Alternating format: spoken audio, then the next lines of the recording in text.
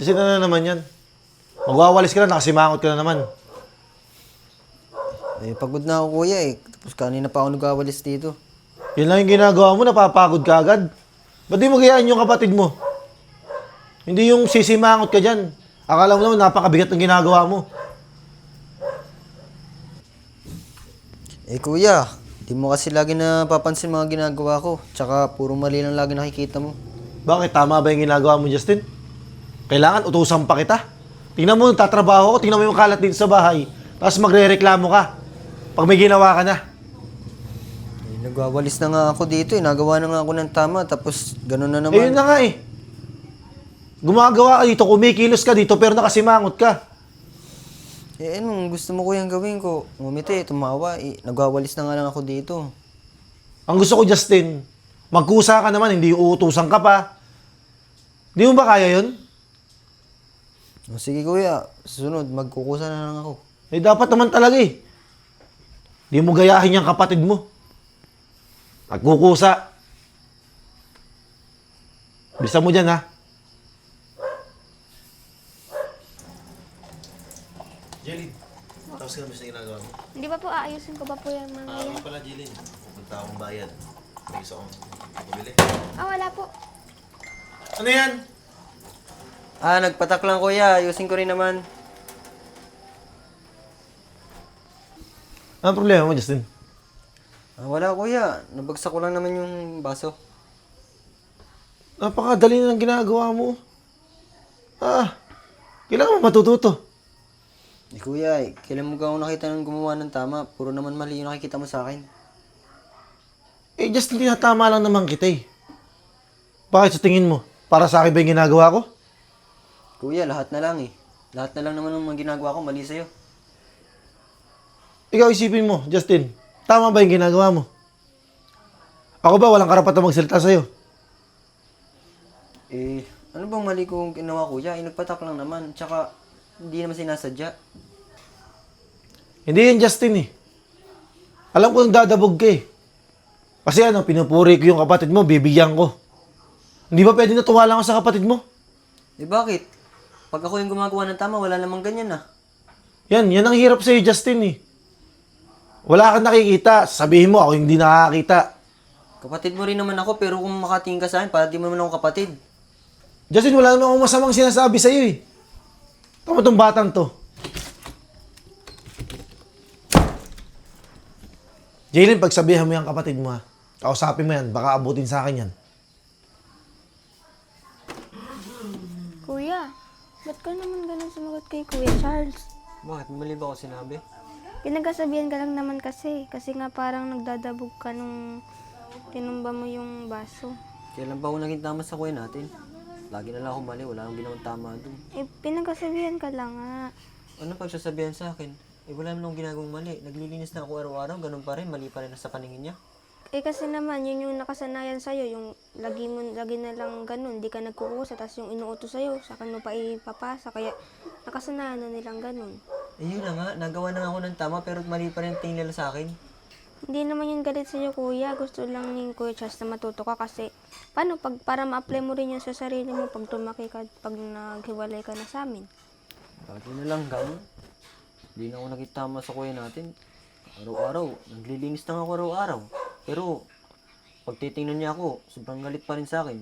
Hindi na ako naging tama sa paningin niya. I-try mo lang na wag mo sagutin si kuya. Maglinis ka na lang dyan. Sana nga kung ganun. Pero, wala, ganun pa rin lagi. Hindi naman nababago yun. Basta gawin mo na lang yung mga dapat mong gawin dyan sa bahay para hindi na magalit si kuya. Siya, sige na. Pumunta ka na dun. Tsaka lilinisin ko na itong kwartong to. Baka magalit lalo yun.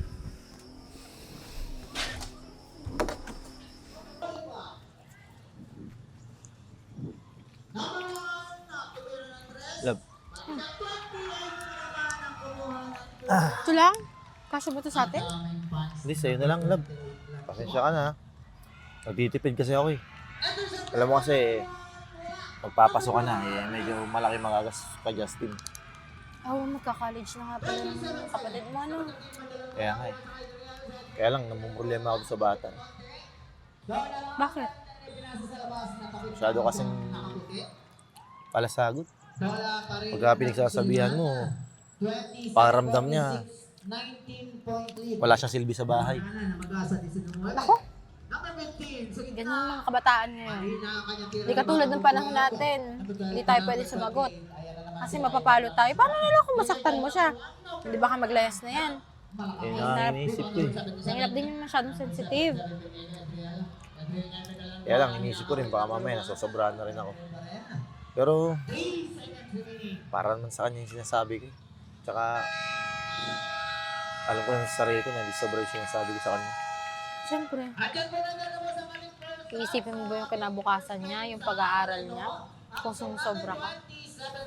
Maigi na yung natuturuan mo ng leksyon habang bata pa. Kasi, matanda din siya. Lalo na't lalaki siya.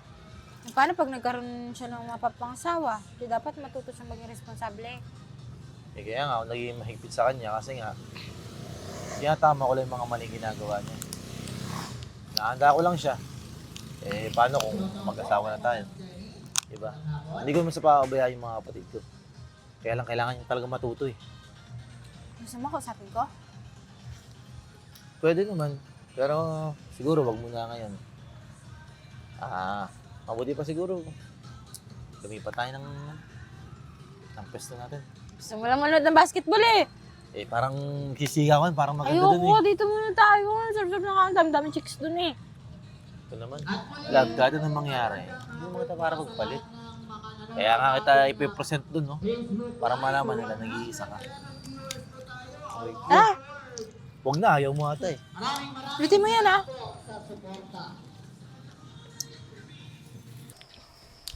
Jaylin. Asa yung kuya mo? Galit pa rin ba yan? Parang nagtatampo po doon sa kwarto kasi puro mali lang daw po niya nakikita niyo eh. Alam mo, buti pa tawagin mo. Kakausapin ko.